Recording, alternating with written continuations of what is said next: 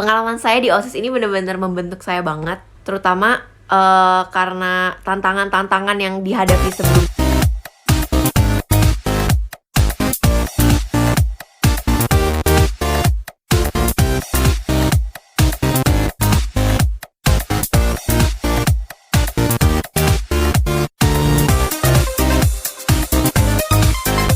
Halo Bapak Ibu Guru dan teman-teman sekalian, perkenalkan nama saya Belen Natania Putra, biasa dipanggil Belen. Saya adalah salah satu alumni dari SMP Don Bosco 2 Pulau Mas. Pada kesempatan kali ini saya ingin membagikan atau sharing tentang pengalaman saya menjadi salah satu pengurus OSIS di SMP Don Bosco 2 Pulau Mas. Mungkin pertama-tama saya akan menceritakan tentang pertama kali alasan saya kenapa saya ingin mengikuti sebuah organisasi. Jadi dulu saya itu terinspirasi dari kakak saya. Kakak perempuan saya. Jadi saya itu sama kakak perempuan saya beda 10 tahun. Ketika saya SD, kakak perempuan saya ini sudah SMA. Nah, di SMA ini, yaitu di SMA Don Bosco 2, dia itu bener-bener aktif banget namanya organisasi. Organisasi apapun itu, dia ikutin, terutama OSIS. Nah, OSIS itu kan dulu terutama SMA itu banyak banget eventnya, ngadain event ini, ngadain event ono. Nah, yang terbesar itu adalah pensi, dimana yang kita tahu sekarang namanya Arcofest. Kalau dulu itu namanya bukan Arcofest, tapi kalau pada zamannya cici saya itu namanya Music Trilogy. Dia itu jadi wakil ketuanya. Nah, di wakil ketuanya itu kan biasanya yang mengetuai pensi ini. Jadi dia tuh ketua pensinya gitu. Nah, pada saat itu saya ngeliat kayak seru banget nih ikutin organisasi. Bisa belajar public speaking, bisa belajar leadership, bisa bikin event, bisa nambah relation gitu sama teman-teman yang lain. Nggak cuma belajar aja gitu.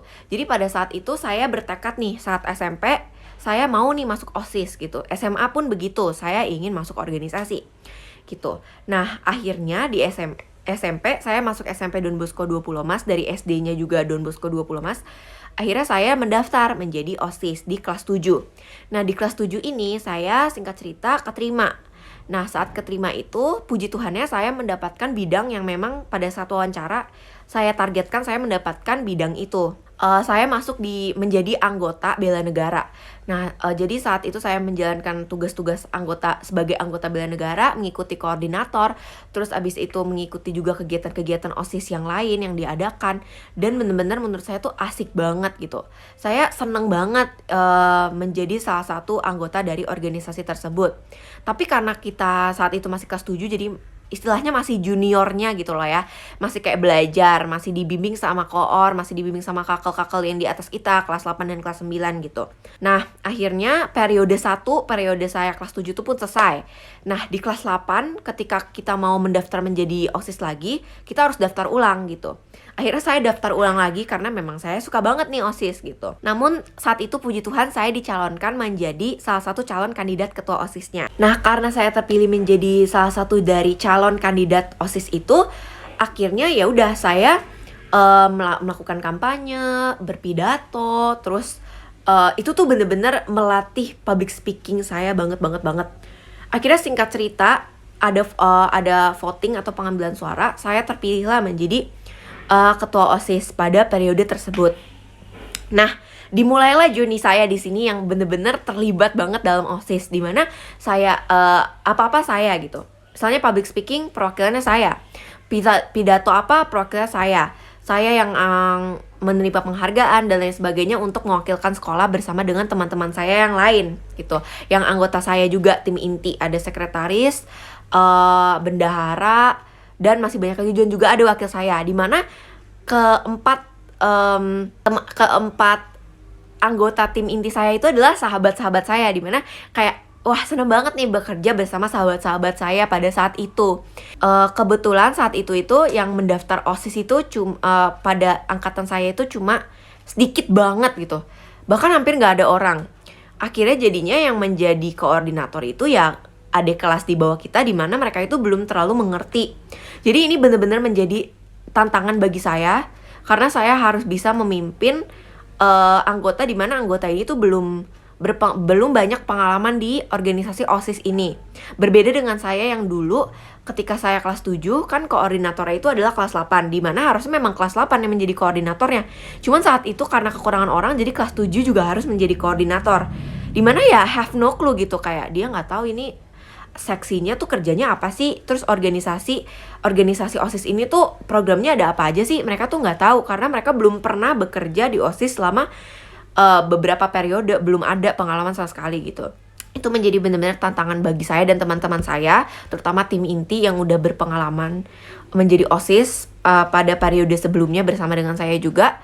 Jadi saya benar-benar kayak harus memimpin mereka, harus membimbing mereka. Nah itu benar-benar ya kalau dibilang stres, harus belajar, harus ngurusin OSIS juga, harus kewajiban saya juga di rumah. Pokoknya kayak banyak banget saat itu tuh bener-bener masa-masa terhektik saya, tapi masa-masa yang paling berarti bagi saya, terutama pada kelas 8 naik ke kelas 9 itu bener-bener kayak saya bener-bener terbentuk banget saat itu karena ikut OSIS gitu. Dulu tuh saya sampai kayak berantem sama teman-teman saya karena cekcok ini, cekcok ono, terus juga berantem sama guru-guru. Biasanya tuh karena perbedaan pendapat, harus ngurus ini, mimpin rapat ini, dan lain sebagainya. Itu bener-bener banyak banget. Dan terkadang bahkan tuh bisa sampai kayak nangis-nangis gitu untuk mengurus OSIS ini gitu loh. Karena memang sesulit itu. Cuman dari sini bener-bener saya belajar banget, saya terbentuk banget. Gimana rasanya perbedaan pendapat, harus bekerja dengan orang lain, teamwork, terus juga hardworking skills, terus public speaking skill, leadership skills. Itu beneran harus bener-bener diuji banget pada saat itu gitu. Pengalaman saya di OSIS ini bener-bener membentuk saya banget, terutama karena tantangan-tantangan yang dihadapi sebelumnya yang udah saya ceritain tadi. Itu bener-bener membentuk saya, membentuk juga teman-teman saya yang lain. Gimana kita bisa bekerja di bawah tekanan, terus bekerja nanti di dunia luar. Karena saya percaya di organisasi ini cuma sebagian kecil. Kita organisasi OSIS ini adalah organisasi yang kecil kan, cuma beberapa orang gitu. Kita nanti bekerja dengan orang lain, dimana kita tuh bakal ketemu banyak orang yang berbeda karakter, berbeda sifat gitu. Dan kita harus deal with it gitu, kayak kita harus bisa mengontrol emosi, bisa memaklumi mereka, bisa menerima perbedaan pendapat kita, bisa bekerja dalam tim gitu. Dan menurut saya itu benar-benar membantu saya banget. Singkat cerita, akhirnya saya berhasil menjadi ketua OSIS. Ya, menurut saya pada saat itu kinerja pada periode saya yang saya pimpin itu lumayan oke, lumayan bagus, dan banyak banget program-program baru yang terwujud dari aspirasi-aspirasi kita, dari aspirasi teman-teman murid-murid dulu juga. Dan banyak banget program-program yang dijalankan juga. Nah menurut saya itu adalah tolak ukurnya, dan itu kayak hard work pay off banget buat kita-kita yang jadi anggota OSIS dulu. Singkat cerita, akhirnya ketika saya lulus dari SMP Don Bosco 2 Pulau Mas, saya pindah ke SMA Santa Ursula Jakarta. Dimana bekal saya yang udah saya bawa nih dari SMP Don Bosco 2 Pulau Mas itu benar-benar membantu saya banget di SMA Sanur ini. Karena SMA Sanur ini kan seperti yang kalian ketahui keras ya, kayak ulangannya banyak, tugasnya banyak, terus pendidikan karakternya juga kelas banget, harus disiplin, harus menghormati dan menghargai orang lain. Itu pokoknya benar-benar bercampur aduk banget, hardworking juga kita. Benar-benar anak Sanur tuh kerja keras banget gitu di sana. Cuman gak seserem itu ya guys, karena kita jalaninnya bareng-bareng, ketawa-ketiwi juga gitu, senang-senang sama teman-teman, belajar bareng dan lain sebagainya gitu di Sanur. Juga itu benar-benar yang kayak dari SMP OSIS saya bawa itu, karakter-karakter saya itu terpakai banget di SMA ini. Jadi ketika ditanya benefits dari masuk OSIS, dari ikut organisasi itu apa sih? Ya itu, semua yang sudah saya sebutkan tadi gitu. Di SMA Sanur ini ternyata saya juga sebenarnya tertarik gitu ikut OSIS. Cuman di kelas 10 saya merasa saya harus lebih adaptasi dulu di lingkungan sekolah yang baru ini. Karena saya udah 9 tahun di DB, di Don Bosco 2. Ya saya harus adaptasi dulu di lingkungan baru saya, yang saya akan tekuni selama 3 tahun gitu di SMA ini. Akhirnya saya memutuskan untuk tidak daftar OSIS dulu. Akhirnya saya jalanin dulu kehidupan siswa biasa gitu ya, gak ikut organisasi apa-apa. Saya adaptasi dulu. Nah pada saat ke-11 saya memutuskan untuk ikut organisasi. Tapi bukan organisasi OSIS, tapi saya ikut organisasi radio. Kenapa? namanya itu Radio Sanur FM. Kenapa? Karena saya merasa saya itu kayaknya lebih condong ke ilmu komunikasi deh.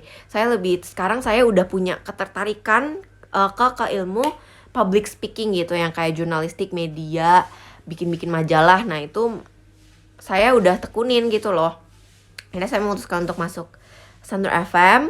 Saya menjadi sekretaris 1. Sebenarnya kalau ditanya pengalamannya apa, sebenarnya sama-sama aja sih. Cuman diulang lagi dengan program yang lebih berbeda dari OSIS, dengan cara kerja yang sedikit berbeda dari OSIS. Cuman pada intinya sama, yaitu bekerja di organisasi di mana kita punya partner kerja, kita punya tim, kita harus deal with it, kita harus bekerja dalam tim, kita harus memimpin sebuah tim, kita harus punya pendapat yang harus dikemukakan, kita harus menerima pendapat orang lain. Itu sebenarnya intinya sama aja pada akhirnya.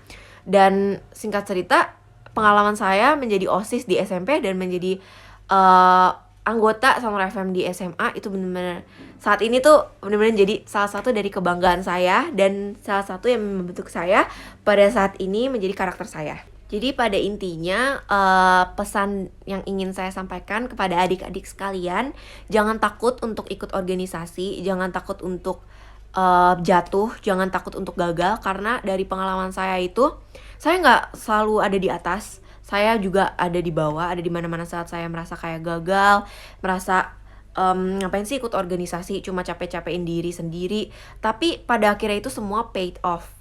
Ketika kita ngelihat orang lain menikmati hasil kerja kita, ketika kita berhasil untuk membuat sebuah event, berhasil untuk memimpin sebuah tim, itu benar-benar terbayar banget rasa kerja keras kita. Jangan cuma jadi pemimpin yang hanya mengedepankan popularitas, hanya mengedepankan jabatan, tetapi juga melihat anggota-anggota kita di bawah kita dan juga orang-orang yang kita pimpin ini, kita layani mereka.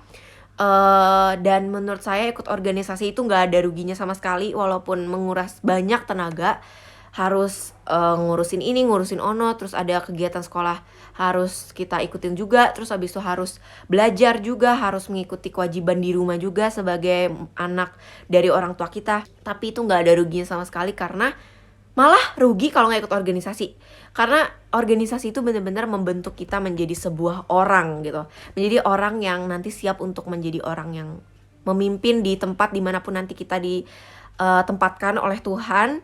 Ketika kita kerja di sebuah organisasi apa, sebuah perusahaan apa, itu akan membantu banget. Cara kerja kita itu pasti akan berbeda. Cara orang yang udah pernah kerja di organisasi sama cara orang yang tidak atau belum pernah bekerja dalam tim itu pasti akan berbeda. Dan menurut saya itu benar-benar membantu kita dan memberi kita bekal gitu. Istilahnya kayak bekal, walaupun belum sempurna tapi sudah bisa menjadi bekal kita untuk bagaimana kita bersikap, bagaimana kita berpedoman, dan pengalaman itu benar-benar terpakai banget. Selain itu, organisasi ini juga bisa jadi salah satu nilai gitu ketika kita nanti mendaftar universitas, terutama universitas luar negeri. Karena luar negeri itu nggak cuma lihat dari akademik tapi juga non akademik, di mana ya organisasi, kegiatan-kegiatan yang kita ikuti di luar akademik kita gitu. Itu sangat-sangat terbantu banget karena saya juga sudah punya pengalaman itu, di mana saya sudah mendaftar di berbagai universitas luar negeri, dan mereka tuh benar-benar consider banget tentang organisasi. Sertifikat organisasi tuh benar-benar mereka tinjau, mereka lihat kalian pernah kerja di mana saja, pernah mengikuti organisasi dan kegiatan apa saja. Itu benar-benar terpakai banget gitu. Jadi nggak ada ruginya sama sekali buat ikut organisasi. Tetap semangat, tetap berjuang, karena semuanya nggak akan sia-sia. Jangan pernah putus asa dan semangat.